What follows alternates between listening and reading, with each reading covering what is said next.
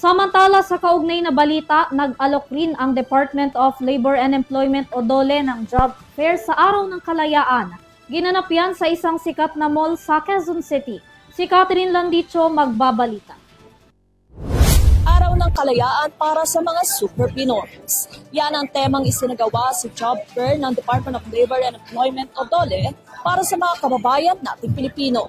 28 private companies ang nakilahok sa naturang programa. Nagsagawa ng 2025 Independence Day Job Fair sa pagdiriwang ng ika-127 araw ng kalayaan sa Quezon City sa pakikipagtulungan ng Quezon City Public Employment Service Office at SM Supermalls. Sabay-sabay na job fair ang isinagawa sa SM City North EDSA, SM City Fairview, SM City Novaliches at SM City Santa Mesa. Sa SM North EDSA, 28 private companies ang nakilahok sa programa. Kabilang dito ang Philippine National Police kung saan masinsinang inassess ng mga ito ang aplikante na nagnanais na maging parte ng pulisya.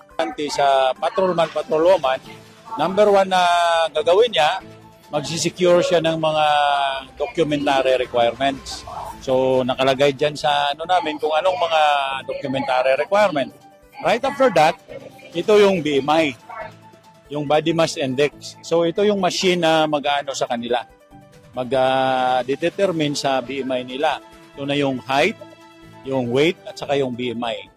Kasi may may height requirement at saka yung may BMI.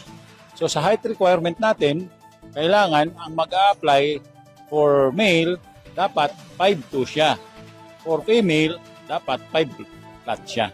At saka yung BMI nila dapat hindi bababa sa 18.5, hindi tataas sa 26.5. Kaya bitbit namin yung machine namin.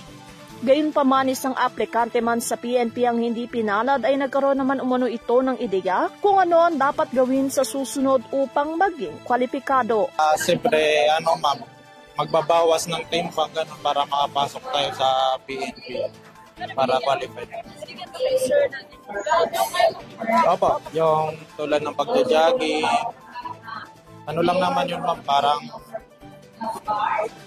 lang bang araw-araw na para magbawas ng timbang, ganyan, para maging qualified talaga sa PNP.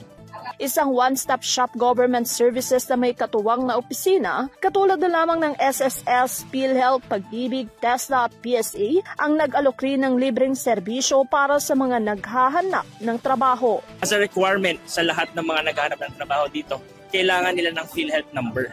So, PhilHealth PIN. So kami po, nag-i-issue na kami ng ID dito on-site.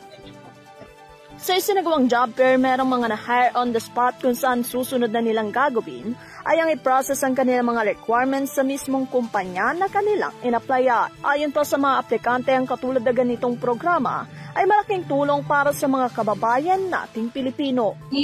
Para sa Kalayaan 2025, ako po si Catherine Landicho, sumasalito sa Power.